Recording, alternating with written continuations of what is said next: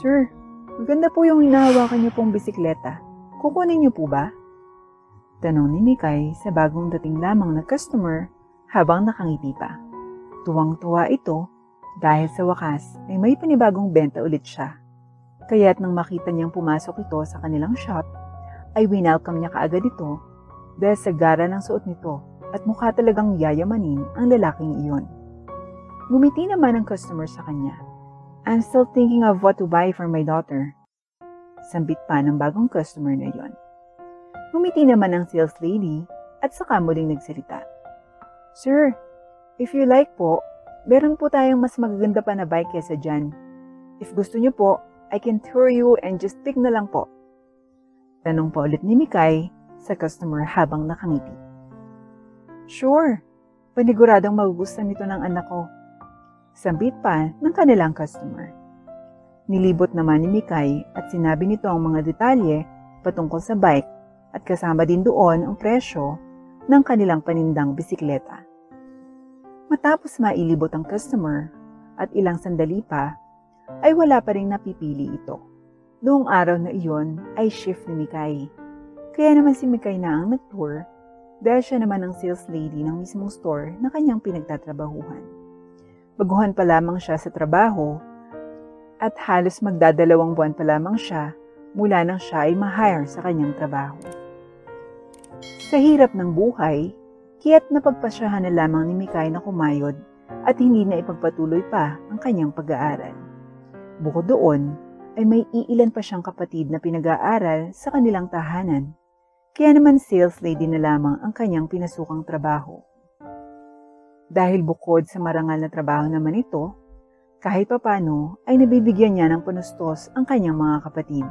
Ang mga magulang ni Mikay ay nasa probinsya kasama ang kanyang mga nakababatang kapatid, kaya naman panay ang padala ni Mikay ng pera kapag nakasahod na ito. Madalas na mapag-isa sa trabaho si Mikay, ngunit kahit ganoon ay hindi naman siya nababahala dahil may CCTV naman sa loob. Maging sa labas ay may nakakabit ding CCTV na nakamonitor at isa pa ay may kasama naman siyang gwardiya at manager ng kanilang shop. Ang kanilang manager naman ay busy sa pagmamanage ng kanilang online store sa mga social media.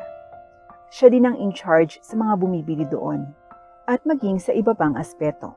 Kaya naman sa labas ay madalas siya lamang naroroon at nasa loob ng opisina ang manager nila. Ang shop na iyon ay para sa mga siklista dahil ang mga paninda doon ay sari-saring brand at klase ng mga bikes. Pwede ring mamili ng mga parte ng bikes o di kaya kasuotan ng mga bikers o siklista. Malaki at malawak ang kanilang shop, kaya't masasabing mayaman ang may-ari niyon. Dahil sa laki ng impluwensya nito. Sa pagkakaalam din ni Mikay, ay madaming branch ang kanilang store. Sa araw na yon, ay halos lahat, sabi niya na, hanggang sa makapunta sila sa dulong section at hindi pa rin nagdedesisyon ang customer. Sa ganoong pagkakataon, ay parang ipinapakita na lamang ni Mikay na ayos lamang at walang problema, ngunit sa loob-loob niya ay naiinis at naiirita na siya dahil sa tagal ng pagbili ng customer. Iniisip niya din kung may balak pa bang bumili iyon o nagka-canvas lang. Nang matapos ni Mikay na masabi ang mga presyo at mga detalye ng bisikletang naroroon, ay saka lamang niya tinanong muli ang Ginoo kung may gusto ba itong bilhin. Sir, may nagustuhan na po ba kayo sa mga bisikleta? Tanong ni Mikay dito habang nakangiti. Mahahalata sa itsura ng customer ni Mikay na undecided pa ito dahil sa gestures nito na tila nag-iisip pa. Miss, pwedeng tulungan mo ko kung alin sa mga bikes na yan ang magugustuhan ng anak ko? Ngumiti naman si Mikay at muling nagsalita. Sure sir, walang problema. Sambit pa ni Mikay. Napangiti naman ang customer nito at halatang nabawasan ang pag-aalala. Sir, matanong ko lang, ano ho yung paboritong kulay na gusto ng anak nyo? Pati na rin po kung ano yung madalas niya na sinasabi kapag may gusto siyang bilhin. If mga bisikleta, ano po bang preferred niya? Balik tanong ni Mikay sa customer. Agad namang naalala ng customer ang mga paborito at gusto ng kanyang anak. Sa pagkakaalala ko ay mahilig sa pula yung anak ko at palagi niyang sinasabi na gagamitin daw niya yung bisikleta kapag mamumundok sila. Sambit pa ng kanilang customer. Napangiti naman si Mikay dahil mukhang alam na niya kung ano ang bisikletang gusto nito. Ah, ganun po ba? Kung ganun sir, mukhang mountain bike po ang kailangan niya. We also have red mountain bikes. Kaya po pwede po kayong mamili doon. And sure po akong magugustuhan po yun ng anak nyo base sa mga sinabi niyong preference niya. Sambit ni Mikay habang unti-unting napapangiti. Umaliwalas naman ang mukha ng kanyang customer kumpara kanina na mukhang worried ito. Ngayon ay mahahalatang alam na nito ang dapat bilhin. Bali, I'll show you po yung mga red mountain bikes na ina-introduce ko sa inyo kanina. Just pick na lamang po kung ano po yung gusto nyong piliin sa mga yon at gusto nyong bilhin. Sambit ni Mikay habang gine-gesture ang gawi ng kanilang pinuntahan kanina. Muling sinamahan ni Mikay ang customer nito sa mga mountain bikes na naroon at ipinakita ang iba't ibang disenyo ng mga kulay pulang mountain bikes. Diniscuss din ni Mikay ang durability ng bikes na naroon. Sa huli ay ang pinakamahal ang binili ng galanting customer kaya't natuwa si Mikay at agad namang binayaran ng customer iyon gamit ang credit card nito. Tuwang-tuwa na naman si Mikay dahil may customer na naman ang nag-avail sa kanya. Nang makapagbayad na, ay agad na inayos ni Mikay ang packaging ng bisikletang binili ng kanyang customer. Saka iyon inilagay sa sasakyan nito. Nagpatulong pa si Mikay sa gwardya at nang matapos ay nagpasalamat si Mikay dito.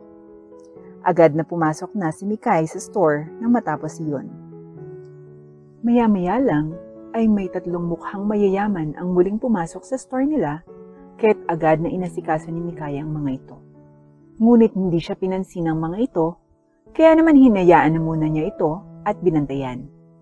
Naiinis man siya ay may mga ganoong klase talaga ng mga customer na hindi namamansin. Ang iba naman sa mga ito ay halatang nagka-canvas dahil pinipictura ng ibang detalye ng ibang materyales na naroroon. Sa tatlong nagsipasok ay isa lamang ang talagang nag-approach kay Mikay. Miss, can I ask more of these kinds of bike? I want a bike with basket. Pangpunta lang ng anak ko sa market. Prefer niyang kulay is blue. Sambit pa ng babae na mukhang sosyal dahil sa suot nito ng mga branded clothes. Ngumiti na naman kaagad si Mikay at sinabing, "Yes po, this way ma'am. Just choose lang po yung mga i-introduce ko po na bikes with the basket." Sambit pa ni Mikay sa kanyang customer.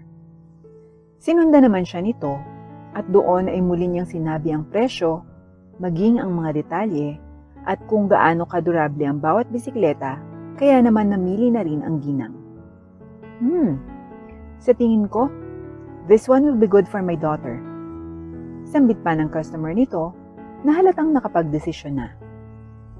Hinawakan nito ang bisikleta na napupusuan nito para sa kanyang anak. Ngumiti na naman si Mikay dahil doon. Okay ma'am, let's proceed to payment na po. Sambit ni Mikay, saka muling ginide nito ang ginang papuntang counter at binayaran ang mismong bisikleta na gusto nitong bilhin. Nang matapos na mabayaran, ay muling iniayos ang Mikay ang binili ng kanyang customer at ipinackage ng maayos. Ang iba naman na nagtitingin-tingin kanina ay unti-unti na ring umalis. Ilang oras pa ay nagkaroon muli sila ng customer.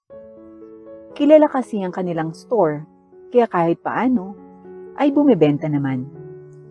Mataas ang quality ng produkto nila, kaya naman madalas ay marami silang benta. May mga araw din na wala talagang benta. Gayunpaman, ay bayad pa rin naman ang araw ng kanilang pag-shift.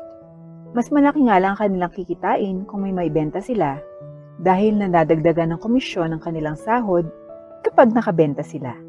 Araw-araw ay ganoon lamang sistema ng kanilang shop. Minsan may mga bumibili at minsan ay wala. Mas madami ang bumibili sa kanila kapag may mga okasyon tulad ng birthdays, Halloween, Easter, Christmas, Bagong Taon, at iba pang mga okasyon na kailangan may panregalo ka sa iyong mahal sa buhay. Sa ilang buwan na namamalagi at nagsisales lady ni Mikay, ay alam na niya ang presyo at kung paano naiengganyo ang kanyang mga customer. Madalas kasi ay sinasabi niya kung ano ang magaganda sa produkto nila, kaya naman kinukuha ng mga bumibili ang anumang bike na ialok niya. Buong araw ay ganun lamang ang kanyang gawain. Ang magbenta ng mga bisikleta at mag-alok sa mga pumapasok sa loob.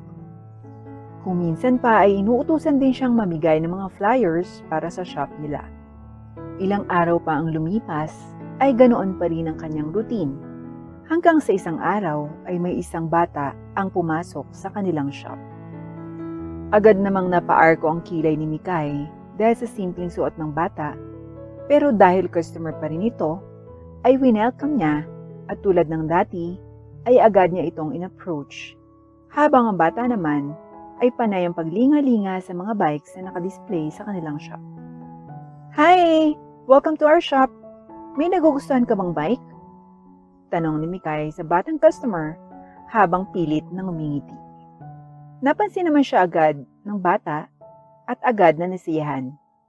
Opo, I really wanted a mountain bike. Sambit pa nito habang nakangiti.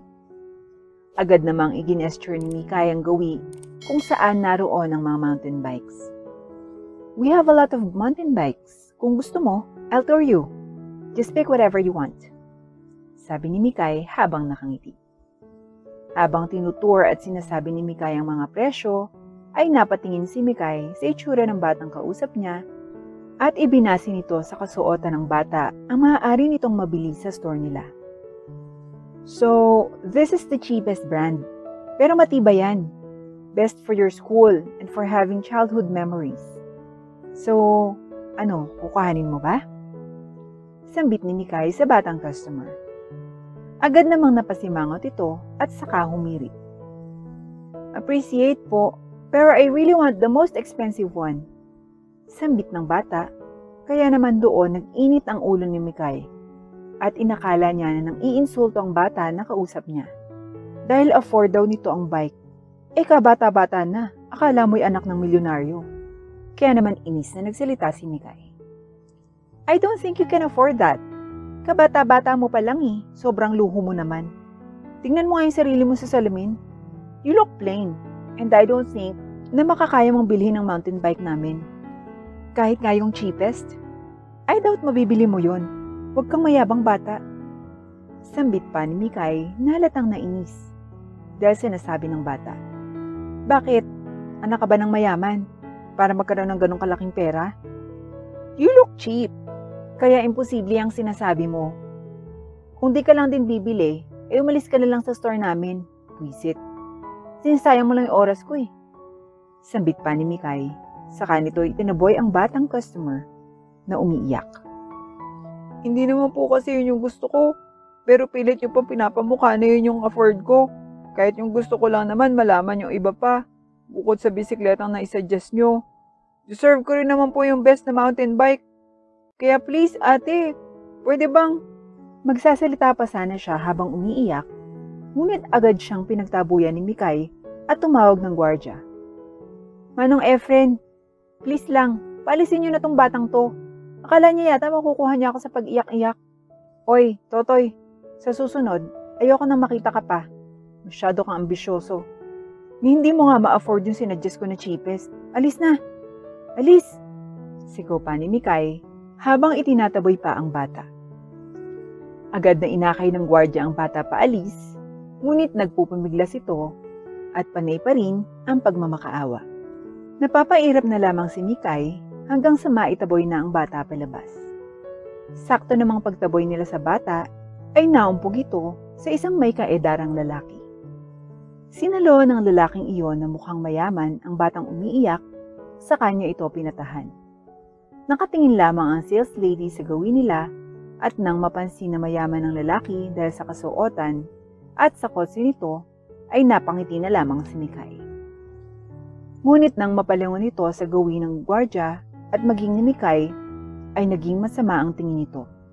Kaya naman hindi maintindihan ni Mikay kung bakit gano'n na lamang ang tingin na ibinigay nito, gayong wala pa naman siyang ginagawa. Napatahan na ng matanda ang bata at kasama niya itong naglakad papasok sa shop. Sasalubungin sana ni Mikay ang lalaki nang biglang lumabas ang manager at agad na lumapit. Sir Lucio, good afternoon po. Napadalaw kayo. What a sudden visit. May I know ano pong kailangan? Tanong ng manager ni Mikay. Kaya nagduda tuloy si Mikay kung sino iyon. Naisip niya na lamang na mayaman ito, kaya ganun lamang kaaligaga ang manager niya. Kaya't nagulat siya nang magsalita ang lalaking mayaman at ipakilala ang batang kasama niya. Give me the most expensive mountain bike we have, and please, show some respect to my son.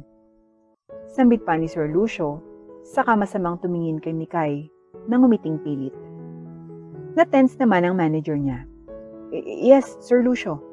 Sambit pa nito, saka kinuha ang pinakamamahalin. Gulat na gulat naman si Mikay dahil ang kaninang tinaboy niya ay anak pala ng mayamang lalaking iyon. Mas lalo siyang nagulat nang mapag-alaman na may-ari pala ng shop ang lalaking iyon at anak ng may-ari ang batang kanyang tinalakan at itinaboy palabas. Nang mabili na ng may-ari ang bisikletang gusto ng kanyang anak, ay agad na pinagsabihan niya si Mikay. Please, show some manners to your customers. No matter what their appearance is, always choose to be humble, miss. I hope this will be a lesson for you. Don't worry, I won't fire you, but I hope you learn from this, because this is the last chance I'm giving you.